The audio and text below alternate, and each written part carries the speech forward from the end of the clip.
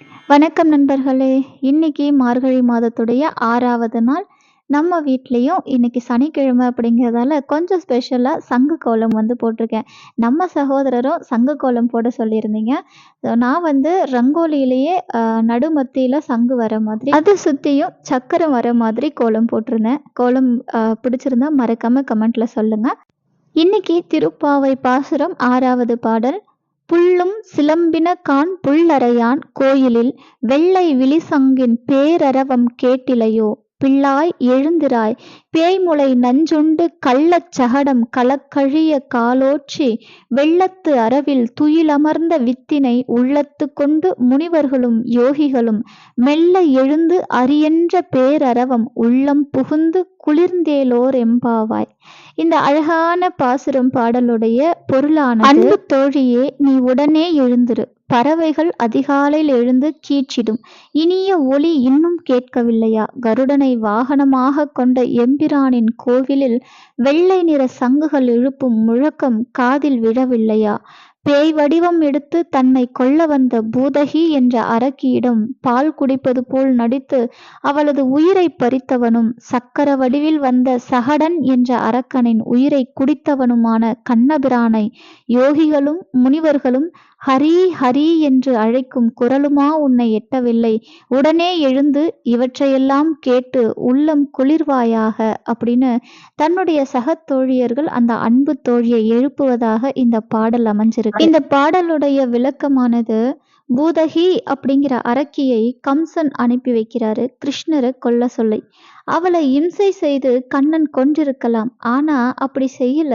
அவனுக்கு பால் தந்து தாய் ஸ்தானத்தை அடைந்து விட்டாலே, அந்த தாய்மையை பாராட்டும் விதத்துல அவளது மடியில் அமர்ந்து பாலை குடிப்பது போல் அமைதியாக உயிரை குடித்து அவளுக்கு மோட்சம் அளிக்கிறார் எம்பெருமான். கேரளாவில் அம்பலப்புழையிலிருந்து 25 கிலோமீட்டர் தூரத்துல இருக்கிற திருவமுண்டூர் அப்படிங்கிற தலம் குறித்து இந்த பாடல் அமைஞ்சிருக்கிறதாக சொல்லப்படுது. அடுத்தது திருவெம்பாவை பாடல் 6. மானே, நீ நென்னலை நாளை வந்து உங்களை நானே எழுப்புபவன் என்றலும் நானாமே போன திசை பகராய் இன்னம் புலர்ந்தின்றோ வானே நிலனே பிறவே அறிவறியான் தானே வந்து எம்மை தலையளித்து ஆட்கொண்டருளும் வான்வார் கழல்பாடி வந்தோர்க்கு உன் வாய் திறவாய் ஊனே உருகாய் உனக்கே உறும் எமக்கும் ஏனோர்க்கும் தம் கோணை பாடாலோர் எம்பாவாய். இந்த அழகான பாடலுடைய பொருளானது, நான் போன்ற நடையை உடையவளே, நேற்று நீ எங்களிடம் உங்களை நானே வந்து அதிகாலையில் எழுப்புவேன் என்றாய். ஆனால் நாங்கள் வந்து உன்னை எழுப்பும்படியாகிவிட்டது. உன் சொல் போன திசை எங்கே? மேலும் சொன்னதை செய்யவில்லையே என்று கொஞ்சமாவது வெட்கப்பட்டாயா? உனக்கு இன்னும் விடியவில்லையா? வானவர்களும் பூமியில் உள்ளோரும் பிற உலகில் உள்ளவர்களும் அறிய முடியாத தன்மையை உடைய சிவபெருமானின் திருவடிகளை புகழ்ந்து பாடி வந்த எங்களுக்கு இன்னும் பதில் சொல்லாமல் இருக்கிறாய். அவனை நினைத்து உடலும் உள்ளமும் உருகாமல் இருப்பது உனக்கு மட்டுமே பொருந்தும். எனவே உடனே எழுந்து நாங்களும் மற்றையோரும் பயன்பெறும் விதத்தில் நம் தலைவனை புகழ்ந்து பாடு அப்படின்னு இந்த பாடலுடைய அழகான பொருள் நமக்கு எடுத்துரைக்குது. மாணிக்கவாசகர் நமக்கெல்லாம் இந்த பாடல் மூலமா ஒரு அழகான விளக்கத்தை கொடுத்திருக்கார். இறைவனை தனக்காக மட்டும் இல்ல, பிறருக்காகவும் வணங்கணுங்க. அதுதான் அதாவது உண்மையான பக்தி.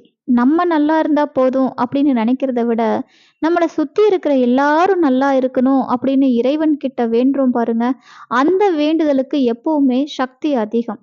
அதே போல நம்ம ஏதாவது ஒரு விஷயத்த சொல்றோம் அப்படிங்கிறத விட அந்த விஷயத்த செய்யறோம் அப்படிங்கிறது தான் ரொம்ப முக்கியம். அதாவது பேசுவதை, வார்த்தைகளை விடுவதை விட செயலே சிறந்தது அப்படின்னு சொல்றார் மாணிக்க வாசகர். மேலும் இந்த பாடல் நமக்கெல்லாம் ஒரு முக்கியமான விஷயத்தை எடுத்துரைக்குது. எந்த ஒரு செயலை செய்யறதா இருந்தாலும் சரி, அதை நம்ம செய்ய முடியணும், நம்ம செஞ்சு ஆகணும். அப்படி இருந்தா மட்டும்தான் அந்த விஷயத்த நம்ம சொல்லணும். அப்படி இல்லை அப்படின்னா நம்ம கேலிக்கு ஆளாகி தலைகுனிய நேரிடும் அப்படின்னு இந்த பாடல் நமக்கு உணர்த்துற தத்துவமா இருக்கு. வாழ்க்கையினுடைய யதார்த்தமும் இதுதான். அதாவது சொற்களை விட செயல்களுக்கு சக்தி அதிகம். நம்ம எல்லாத்தையுமே சொல்லிட்டே இருந்தோம் அப்படின்னா வாழ்க்கை முழுக்க அது ஒரு கேலியாவே இருக்கும். எந்த ஒரு விஷயத்தை எடுத்தாலும் அதுல ஸ்ட்ராங்கா நின்று நம்மளுடைய வாழ்க்கைக்கு எது உகந்ததோ அது இறைவன் மீது பக்தி கொண்டு செயல்படுத்தணும். அதுதான் நம்மளோட இந்த பாடல்ல மாணிக்க வாசகர் நமக்கெல்லாம் உணர்த்தியிருக்கார். இன்னைக்கு மார்கழி மாதம் 6வது நாள் அழகான கோலத்தோட சனிக்கிழமை வழிபாடும் நடந்திருக்கு. வெள்ளிக்கிழமை அபிஷேக வழிபாடும் நான் வந்து கொடுக்குறேன். அதுக்கப்புறம் முருகப்பெருமானுக்கு சஷ்டி வழிபாடு தனியா கொடுக்குறேன். ஸோ எல்லா வீடியோவும் அடுத்தடுத்து தரேன். எனக்கு டைம் இல்லாத காரணத்தினால வீடியோ போஸ்ட் பண்ண முடியல. ஷார்ட்ஸ் வீடியோ கொடுத்துருக்கேன். மிஸ் பண்ணாம பாருங்க. தொடர்ந்து நம்ம சேனலுக்கு சப்போர்ட் பண்ணுங்க. புதுசா யாராவது நம்ம சேனலை பார்க்குறீங்க அப்படின்னா மறக்காம சப்ஸ்கிரைப் பண்ணிட்டு பாருங்க. உங்களுக்கு ஆன்மீகம் சம்மந்தப்பட்ட விஷயமா இருக்கட்டும், இல்ல வீட்ல டெய்லி ரொட்டீன் விலாகா இருக்கட்டும், ஸோ உங்கள என்ஜாய் பண்ற விதமா இந்த வீடியோ கண்டிப்பா இருக்கும் அப்படின்னு நினைக்கிறேன். இந்த வீடியோ உங்களுக்கு பிடிச்சிருந்தா மறக்காம லைக் பண்ணுங்க, ஷேர் பண்ணுங்க, கமெண்ட் பண்ணுங்க, சப்ஸ்கிரைப் பண்ணிக்கோங்க. Thank you so much. By.